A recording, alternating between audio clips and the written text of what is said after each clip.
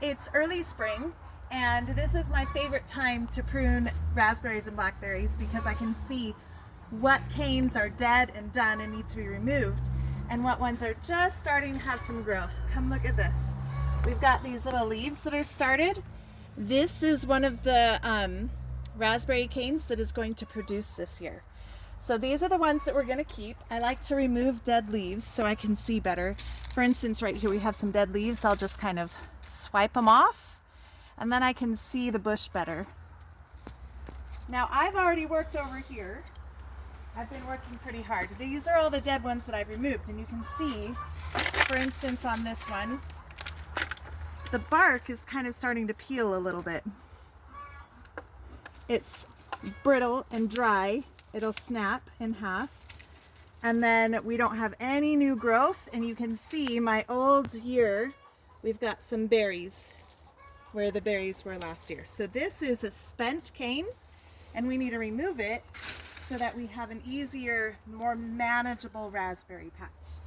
Now, these ones I haven't gotten to yet. So I've finished all of that, and I'm just going to start working on this.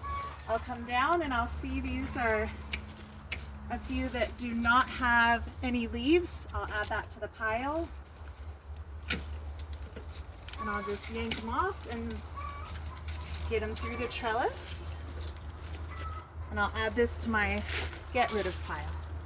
All right, another goal that I have is that I want to keep all of these behind the trellis wires, and I don't want them too tall. So I'm going to come and I'm going to trim the tops. And this is actually going to encourage more branches, and the end of the branches are where the berries will grow. So if I trim off these tops, I'm actually encouraging more berries. So I need to bend these down carefully and get them behind the wire so that they don't take over my walkway in the summer. And they will spread throughout the walkway, but this at least gets them started off on the right foot. These canes are still pretty young and bendy, so I'm being careful not to break them, but there we are. For most of my berries, I can use my little pruning shears. They're great, but then you get, and look at this end one, we have this massive stalk right here. My pruning shears aren't going to go through that, so I go for my loppers.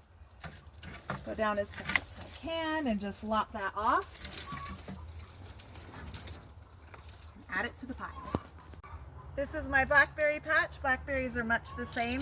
I do like to start in early spring and then check and see for any dead or diseased leaves or any that are too tall or kind of growing wonky.